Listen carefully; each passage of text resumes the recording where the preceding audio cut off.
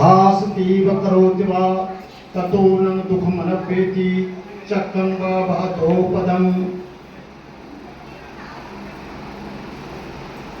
आज अलीपुर में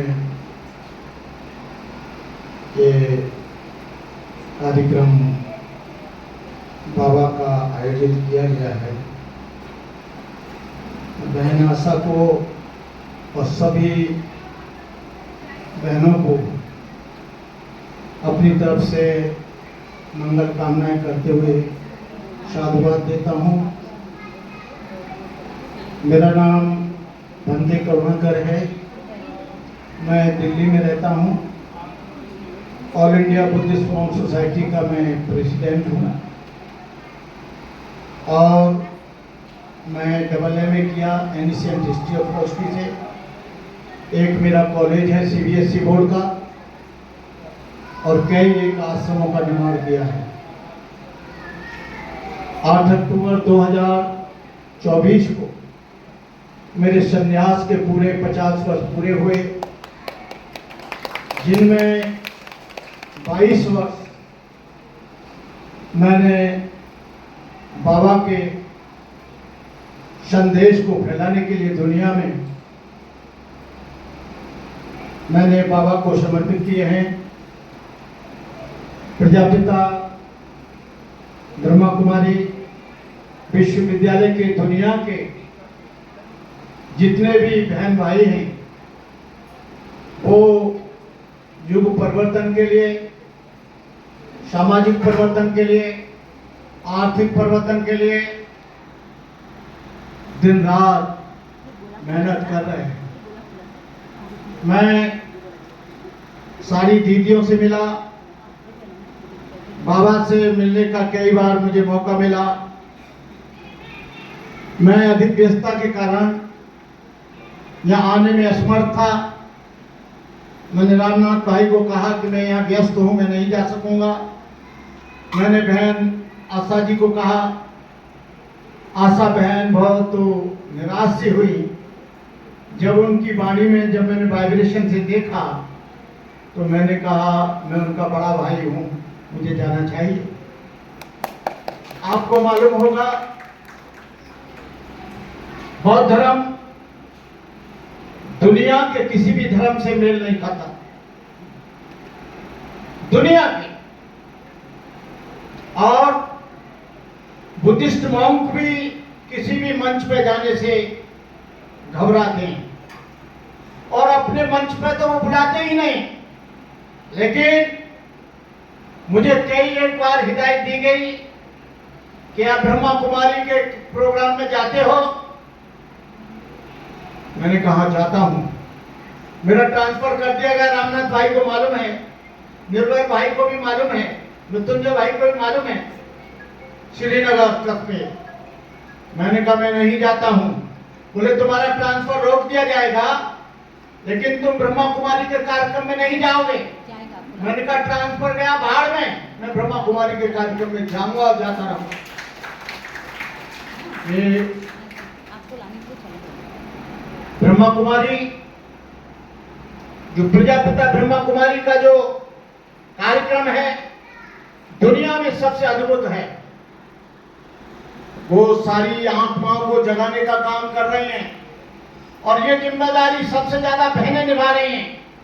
सारे सेंटरों को बहनें चला रही हैं।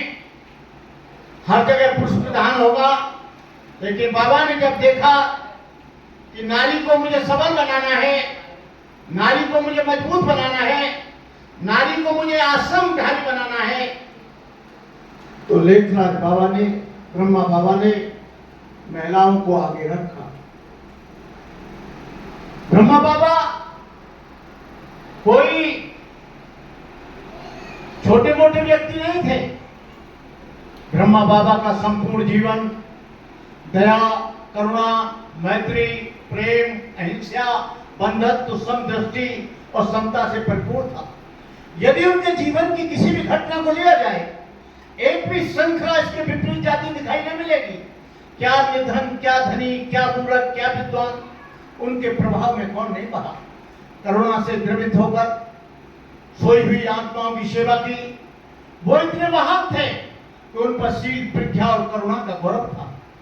अनुशासन उनसे सबक लेता रहा, त्याग उनसे शर्मिंदा होता रहा, वीरता उनके कदम चूमती रही, उन्हें अपने शस्त्रों पर भी तरस आता रहा।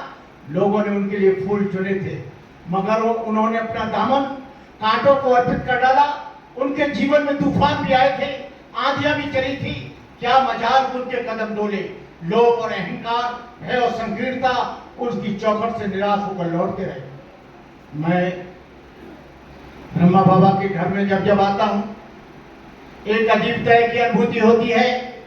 मुझे ऐसा लगता है कि मेरा ब्रह्मा बाबा के साथ और जितनी भी बहनें हैं, ब्रह्म कुमारी या ब्रह्म कुमार, उनके साथ मेरा जन्म जन्मांतर का रिलेशन है। मैं तो कभी सोचा नहीं था कि मैं यहां पर आऊंगा, लेकिन मेरी एक बहन है फरुखाबाद में, उनका भी एक अपना छोटा मोटा आश्रम है। वो भी, मैं इधर बहुत भिक्षु बन गया, बहुत धर्म ग्रहण कर लिया और वो बाबा की शरण में चले गए। लेकिन मैं कहता हूं, हम लोग कहते हैं बुद्धं शरणं गच्छामि, मैं बुद्ध की शरण जाता हूं। लेकिन अब जब सब सुबह मुरली सुनता हूं, योग करता हूं, तो मैं कहता हूं बाबा शरणं गच्छामि। ये बाबा का साथ मैं ज्यादा बोलते हुए आप लोगों से कहना चाहूंगा कि सुबह प्रातः काल की मुरली और सुबह प्रातः काल का योग आप जरूर सुने, तो आप में सकारात्मक शक्ति का उद्बोधन होगा। सकारात्मक शक्ति से आप ओतप्रोत होंगे, आपको ऊर्जा मिलेगी, आपका माइंड ठंडा होगा।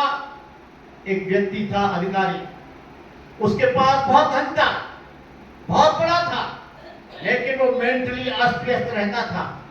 उसने कहा, बंते जी मैं बड़ा परेशान हूं, मेरे पास पैसा है, कार है, गाड़ी है, एलसीडी टीवी है, मकान है, सोफा सेट है, लेकिन मन को शांति नहीं है। मैंने कहा एक बार तू माउंट आबू चला जा। बोले कैसे जाऊंगा?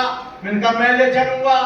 जब मैं उसको लेकर गया तो उसके मन में एक विचित्र तरह की शांति आई और वो हमेशा हमेशा के लिए ब्रह्म कुमारी आश्रम का, प्रजापिता का शिष्य हो गया। कहने का मतलब ये है, हम एक जोड़ेंगे, 1 से 10 होंगे, 10 से 1000 होंगे, 1000 से लाख होंगे। सारी दुनिया में जो बहनें बड़े त्याग और बलिदान के साथ ब्रह्मचर्य का पालन करते हुए, शील सदाचार का पालन करते हुए वो आत्माओं को जगाने का काम कर रही हैं, मैं उनके प्रति कृतज्ञ हूं। मैं उनका अभिनंदन करता हूं, उनका आभार प्रकट करता हूं कि वो यही नहीं, मैं देश के विभिन्न सेंटरों पर मुझे भेजा गया, बहुत सी जगह में गया और यहां भी आया तो आप लोगों से मिलकर बहुत अच्छी अनुभूति मिली, बहुत अच्छा आपसे स्नेह मिला, सम्मान मिला, आप लोगों का स्नेह और प्यार से भरा सम्मान मिला। मैं आप सब लोगों को, क्योंकि हम 3 दिन रहेंगे, 3 दिन लगातार बोलेंगे, आज ये बोलने का समय नहीं है, लेकिन कल परसों और तरसों हम और हमारे परमानंद जी हमारे बड़े मित्र हैं, कई बार हमारी मुलाकात माउंट आबू में हुई है और जितने भी संत आएंगे करीब करीब उनसे हमारी हमेशा मुलाकात होती है। मैं आशा बहन को और उनके साथ जो भी बहनें और जुड़ी हुई हैं, मैं उन सबको बार बार ओम शांति करता हूँ। बहुत बहुत आप लोगों के लिए धन्यवाद। ओम शांति, ओम शांति, ओम शांति।